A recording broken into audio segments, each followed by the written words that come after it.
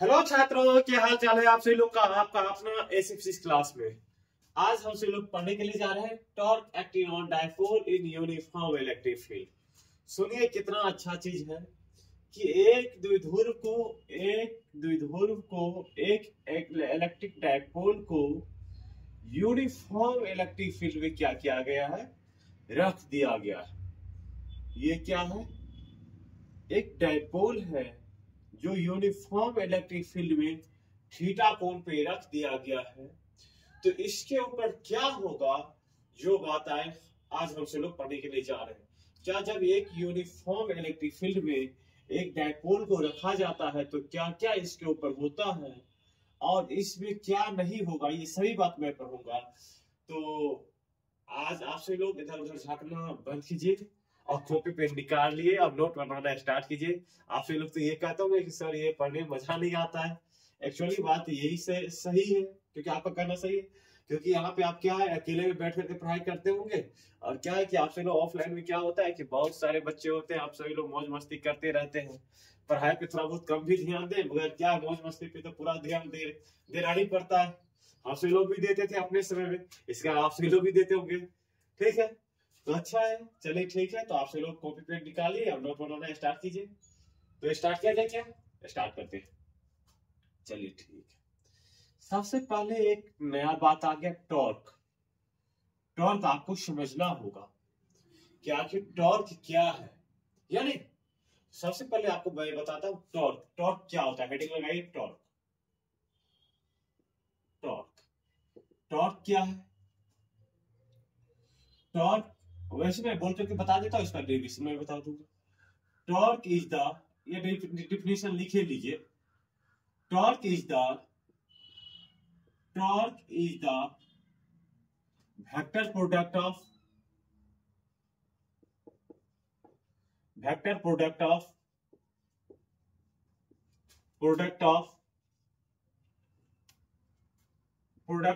force and perpendicular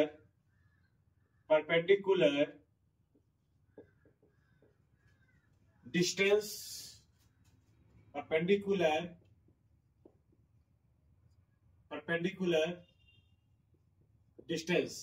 अर्थात torque पर आप हमसे लोग क्या टाव और क्या लिखते हैं, फोर्स इनटू क्या, परपेंडिकुलर डिस्टेंस। ओके, ये अपना क्या हो गया, टॉर्क का फॉर्मूला हो गया। ओके, अब ये बात समझिए कि टॉर्क कैसा राशि है, तो लिख लीजिए torque is a vector quantity. आपको वो बात समझने के लिए आपको ये सभी बात जानना पड़ेगा, या नहीं? ठीक, एसआई यूनिट ऑफ टॉर्क क्या होगा, फोर्स का एसआई यूनिट न्यूटन और डिस्टेंस का एसआई यूनिट क्या, मीटर। क्या होगा बाबू, newton metre. The SI unit of torque, the SI unit of torque is क्या, न्यूटन मीटर। डायमेंशनल फॉर्मूला क्या होता है बाबू, the dimensional formula of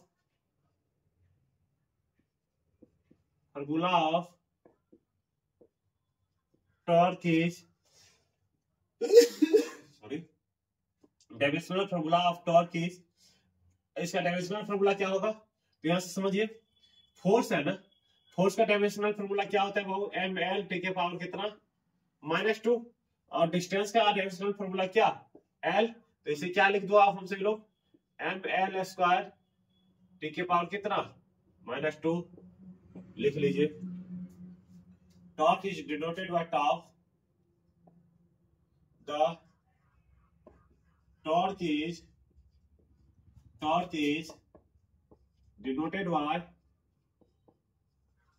denoted by tau. बाबू आपसे लोग से रिक्वेस्ट है कि यदि आपको वीडियो का क्वालिटी लो दिखाई देता हो तो आप मोबाइल की सेटिंग में जाकर के इसका क्वालिटी हाई कर सकते हैं। साथ ही यदि आपको ऐसा लग रहा हो किससे यार स्पीड बढ़ा रहे हैं तो उसका स्पीड भी आप कम कर सकते हैं आप सेटिंग पे जाकर के वहां पे। और आपसे लोग से रिक्वेस्ट है कि हम आपको हिंदी और इंग्लिश दोनों में पढ़ाएंगे। इसी कारण से यदि मैं पहले यदि इंग्लिश में लिखा दे रहा हूँ तो फिर बाद में आपको मैं क्या करूंगा हिंदी में मैं आपको बता दूंगा। ओके ना, चलिए ठीक है। अब हिंदी वाले कॉपी पेन निकालिए और नोट बनाना स्टार्ट कीजिए। समझिए कि टॉर्क क्या होता है। टॉर्क टॉर्क को हम इस प्रकार से परिभाषित कर सकते हैं कि यह फोर्स बल एवं लंबवत दूरी का सदिश गुणनफल है। क्या है? बल एवं लंबवत दूरी का क्या है? सदिश गुणनफल है। टॉर्क कैसा क्वांटिटी है बाबू? वेक्टर क्वांटिटी है। टॉर्क को हम किसके तो टॉर्क को हम टाउ से डिनोट करते हैं। Torque around F cross perpendicular distance. Cross कैसा कैसा प्रोडक्ट होता है तो इसे हम क्या कहते हैं? Vector product. क्या कहते हैं? वेक्टर प्रोडक्ट कहते हैं। वेक्टर प्रोडक्ट अर्थात सदिश गुणनफल।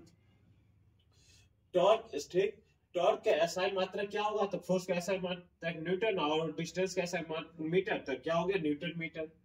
टॉर्क का डायमेंशनल फार्मूला क्या होगा? तो फोर्स का डायमेंशनल फार्मूला ml टी के पावर कितना? -2। और डिस्टेंस का डायमेंशनल फार्मूला l, तो ml टी के पावर कितना? -2। ml स्क्वायर टी के पावर कितना? -2। टॉर्क को हम किससे डिनोट करते हैं? टाउ से। अब एक बात और लिखिए, नोट बनाते चलिएगा। एक पॉइंट लिख लीजिए। वेन पॉजिटिव चार्ज बाबू ये सभी बात जानेंगे, इसके बाद ही ये डेरिवेशन आप समझ पाएंगे। When positive charge plus Q is placed in uniform electric field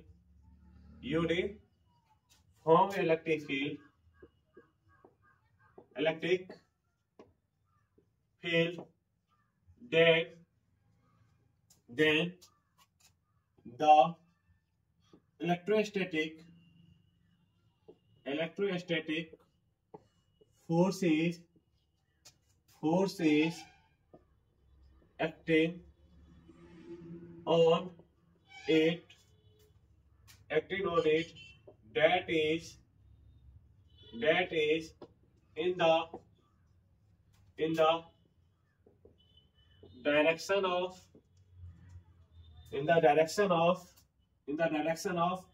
electric field, that is in the direction of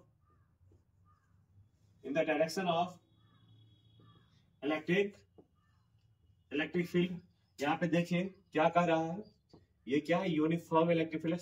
थोड़ा फिगर से बना देता हूँ। ये अपना क्या है? यूनिफॉर्म इलेक्ट्रिक फील्ड है। यूनिफॉर्म इलेक्ट्रिक फील्ड में क्या है? एक चार्ज क्यू को मैंने इसको रख दिया और ये क्या इलेक्ट्रिक फील्ड, तो इसके ऊपर क्या लगेगा? स्थिर विद्युतीय बल लगेगा। क्या लगेगा बाबू? स्थिर विद्युतीय बल। और वो लगेगा क्या? F बराबर क्या? क्यू ही। इलेक्ट्रोस्टैटिक फोर्स लगेगा जो F बराबर कितना होगा? क्यू ही। और ये इसका डायरेक्शन किधर होगा? तो in the direction of electric field. Next point लिखिए। नेक्स्ट पॉइंट, ये दोनों बात जो आपको अभी लिखा है, ये दोनों बात आप समझ जाएंगे ना, इसके बाद आपको फार्मूला जो डेरिवेशन है बहुत आसान होगा आपको समझने के लिए। when a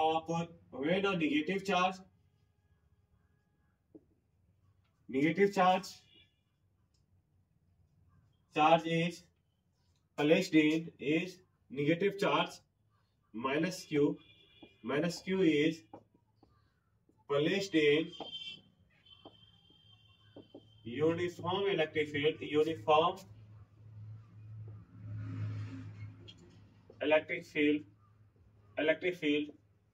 then the electrostatic force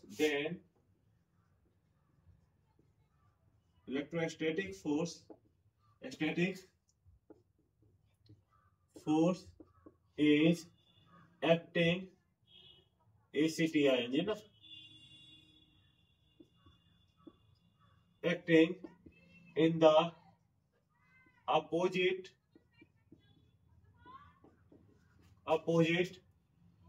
direction of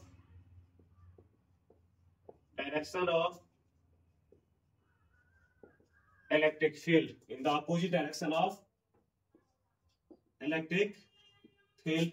यहाँ पे समझिए बात को कि क्या ये अपना यूनिफॉर्म इलेक्ट्रिक फील्ड है? क्या ये अपना यूनिफॉर्म इलेक्ट्रिक फील्ड है?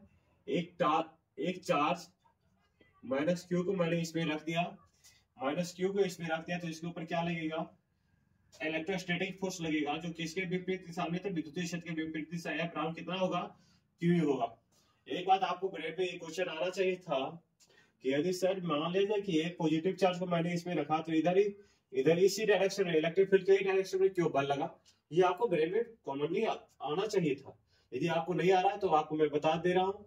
हम सब लोग ये जानते हैं कि इलेक्ट्रिक फील्ड का जो डायरेक्शन होता है किधर होता है, positive plus Q to minus Q, ऐसा ही होता है इलेक्ट्रिक फील्ड का डायरेक्शन। ये क्या है, plus Q to minus Q.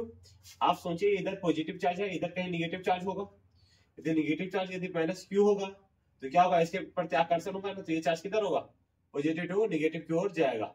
Okay, ठीक है, यहाँ पे देखिए इधर पॉजिटिव होगा, समझिए पॉजिटिव टू निगेटिव ना, ये इलेक्ट्रिक फील्ड का डायरेक्शन देखिए, ई का डायरेक्शन, ये किसका डायरेक्शन है, ए का।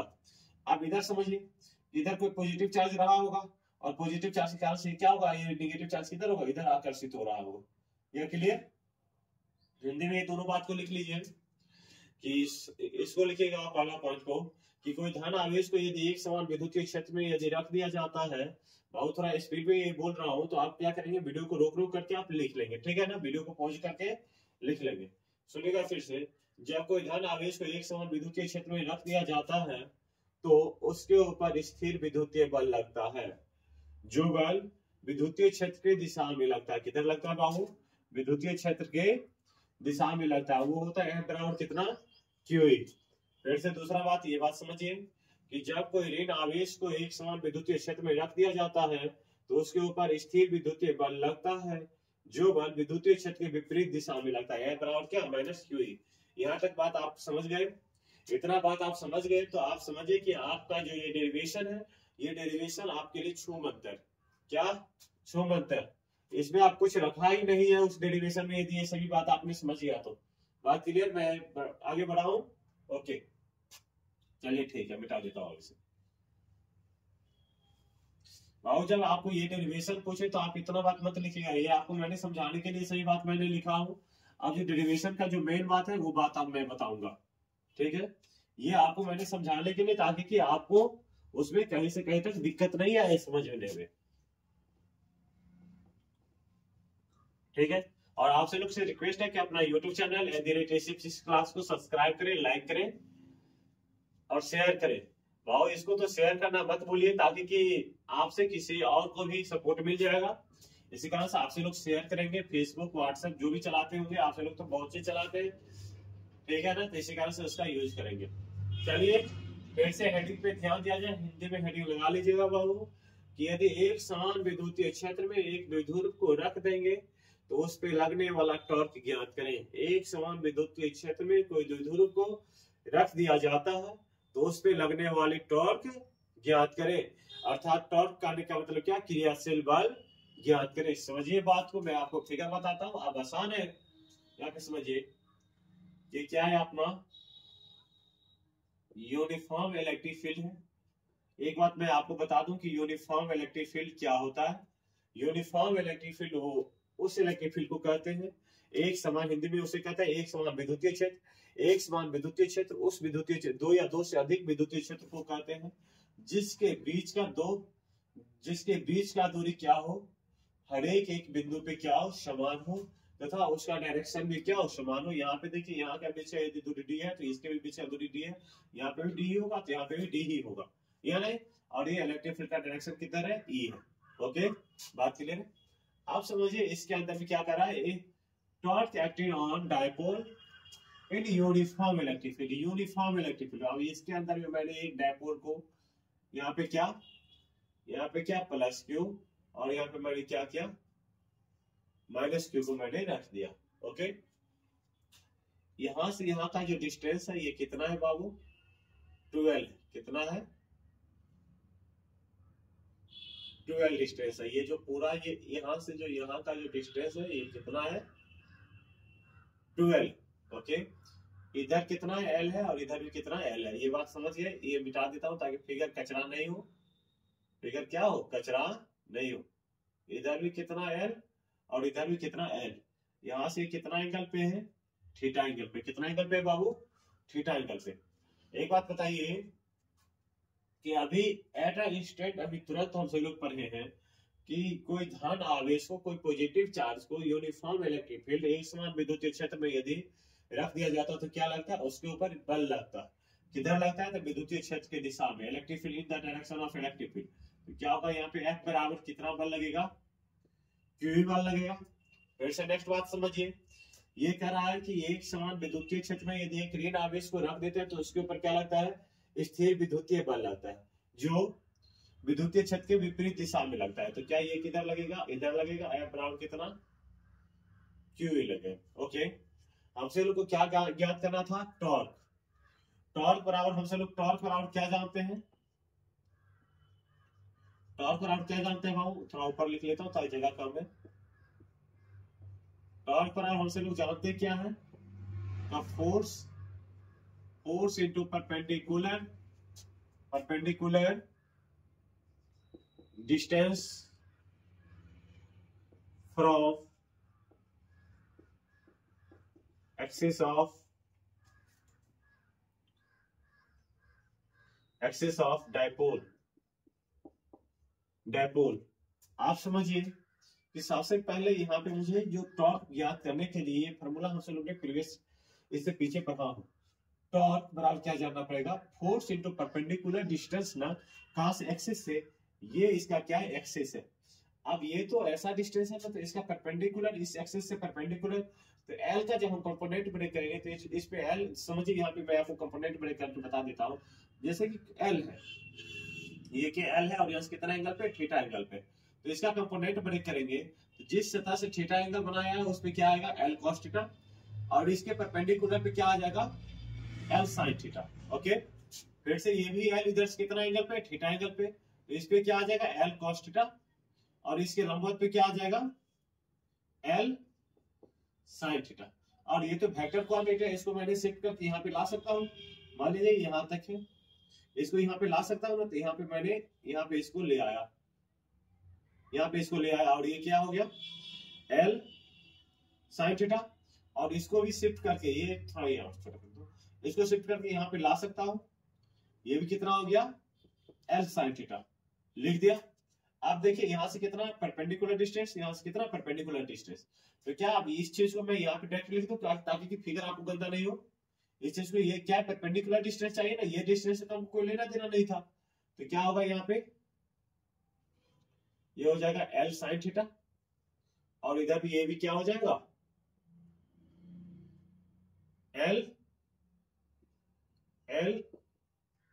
Sine theta. ये कौन डिस्टेंस है, ये डिस्टेंस है, कौन सा डिस्टेंस है, ये डिस्टेंस है एल साइन थीटा। बात के लिए आप समझिए, मिटा दूं इसे, मिटा दे, समझ गए ना आप लोग, समझ गए। ओके, समझ गया बात को। फिर से एक बार और बात बताता हूं कि टॉर्क पर आप फोर्स निकालना पड़ेगा ना, तो लिख लीजिए electric force.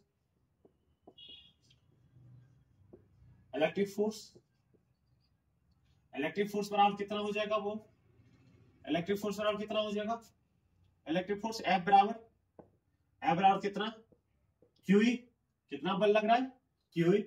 Okay, perpendicular distance,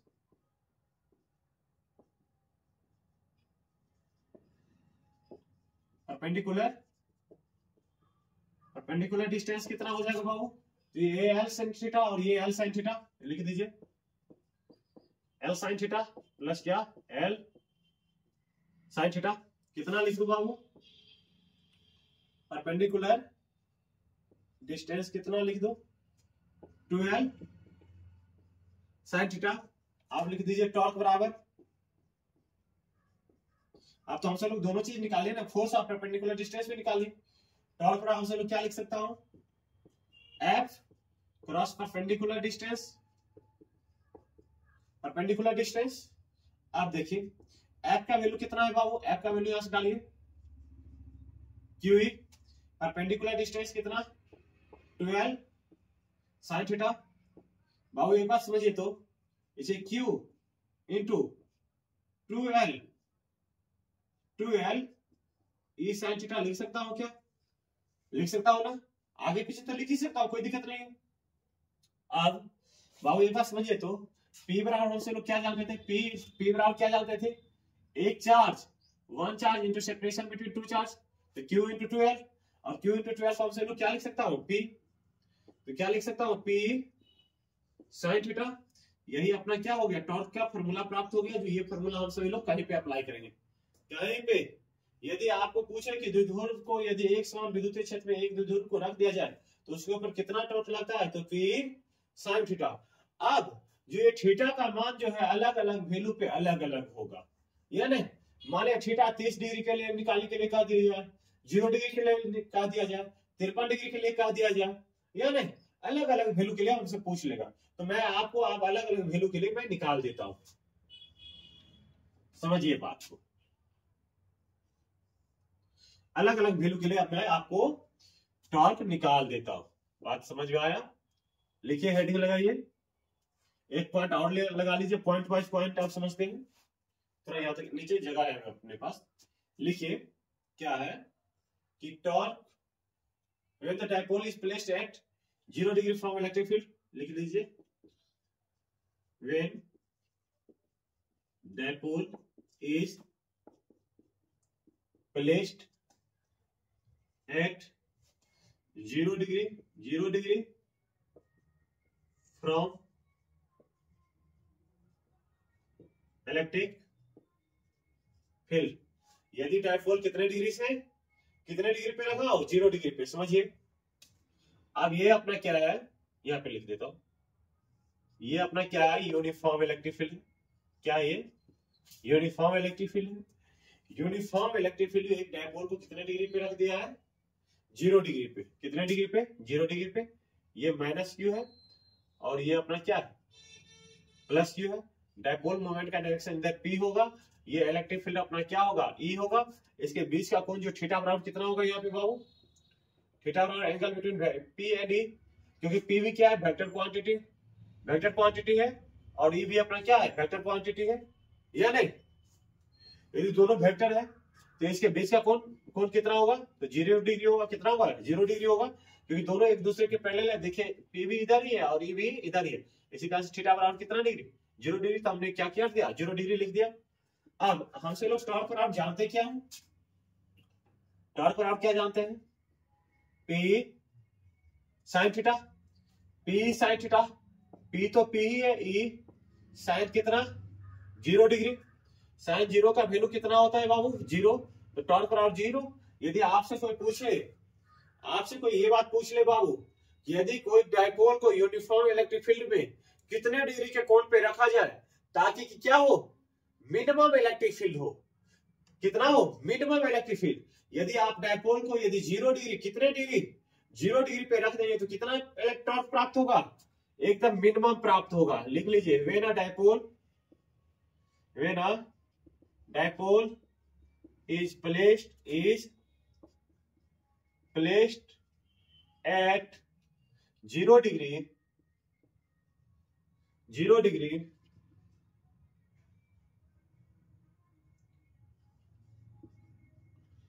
from electric field, we take a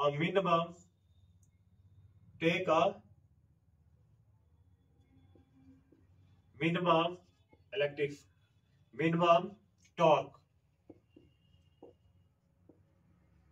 यदि हम 0 डिग्री पे यदि हम डायपोल को रखते हैं यूनिफॉर्म इलेक्ट्रिक फील्ड में, 0 कितने पे, 0 डिग्री पे रख दे तो कितना टॉर्क होगा बाबू, मिनिमम टॉर्क प्राप्त होगा। कितना टॉर्क प्राप्त होगा, मिनिमम टॉर्क प्राप्त होगा। मिनिमम कहने का मतलब कि यदि आपसे कोई पूछे कि कम सबसे कम टॉर्क प्राप्त होगा, तो 0 डिग्री पे यदि डायपोल को यदि हम रख देंगे यूनिफॉर्म इलेक्ट्रिक फील्ड में तो कितना होगा, मिनिमम होगा।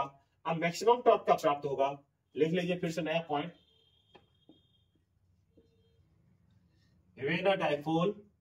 when a dipole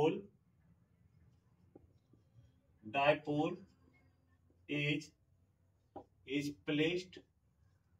placed at perpendicular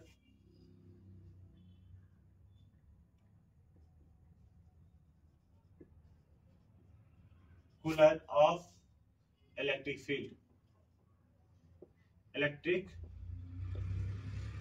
field, यदि कोई डायपोल को इलेक्ट्रिक फील्ड में कैसा रख दिया जाए, perpendicular.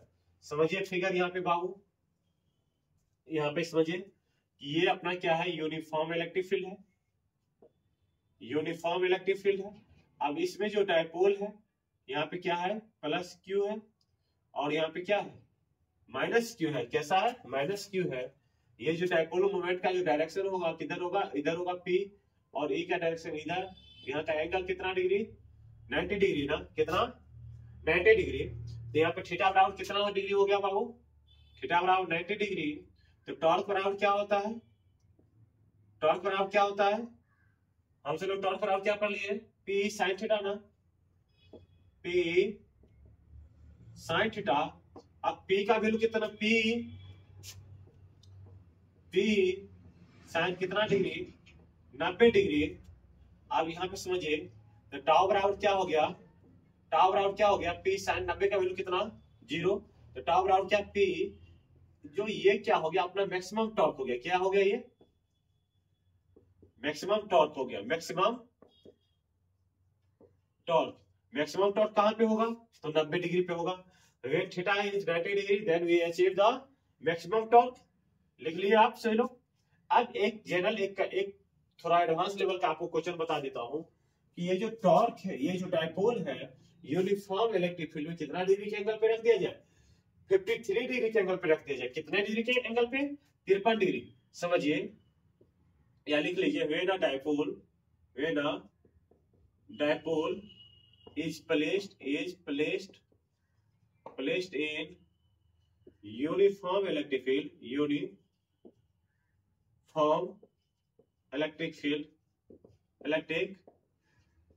field at 53 degree, then torque is torque. समझिए ये क्या है, अपना यूनिफॉर्म इलेक्ट्रिक फील्ड है। इसके अंदर में अब फिगर करने बराबर बना देता हूं आपको।